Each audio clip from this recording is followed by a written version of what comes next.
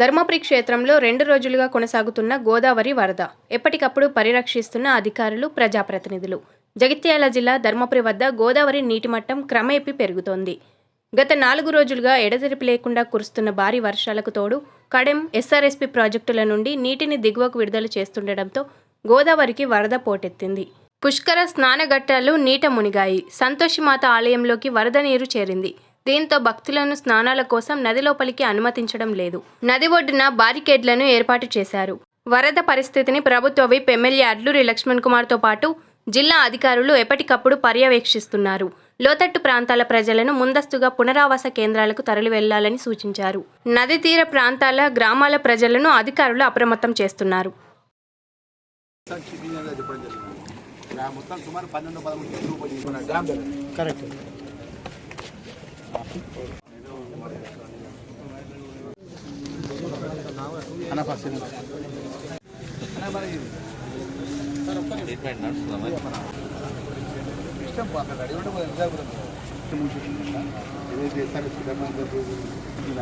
ఒకవేళ మధ్యాహ్నం టిక్కిన ఉన్నట్టయితే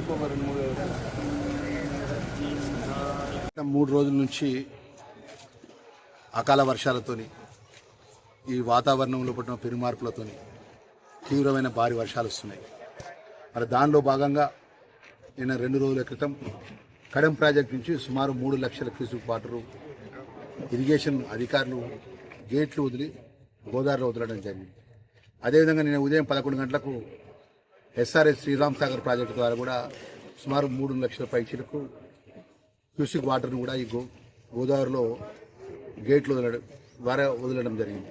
మన ఆ వదిలినటువంటి వరద నీరంతా కూడా శ్రీపాద ఎల్లంపల్లి ప్రాజెక్టు సంబంధించినటువంటి గేట్ల కడక సకాలంలో కూడా గేట్లు ఓపెన్ చేయకపోతే మన సబ్మెర్జ్ మొత్తం మొదలు ఎఫెక్ట్ అయ్యేటంత ధర్మపురి ప్రజలకు, ధర్మపురి ప్రాంతానికి. కాబట్టి 2022 లోపల జరిగినటువంటి ఏదైతే గత ప్రభుత్వంలో చేసిన నిర్లక్ష్యం, గత ప్రభుత్వం ఇరిగేషన్ అధికారులు పట్టించుకోకపోవడం వల్ల ఈ ప్రాంతం అంతా సబ్మెర్జ్ అయిపోయింది.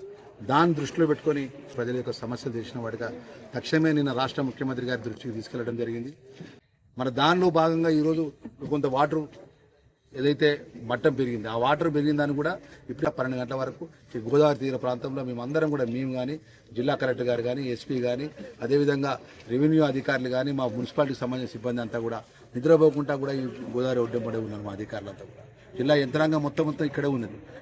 గతంలో జరిగినటువంటి ఏదైతే కొంచెం నిర్లక్ష్యం వల్ల, కొంచెం అప్రమత్తం ఉండడం వల్ల మొత్తం సగం ధరంపూర్ అంతా మునిగిపోవడం జరిగింది. ఇప్పుడు ఎలాంటి ప్రాణ నష్టం కానీ, ఎవరికి కూడా ఎలాంటి ఇబ్బంది జరగకుండా, ఈ వరద వల్ల ఈ ప్రాంతానికి కూడా ఎవరికి కూడా నష్టం జరగకుండా ప్రభుత్వం అన్ని విధాలు కూడా చర్యలు తీసుకోవడం జరుగుతుంది.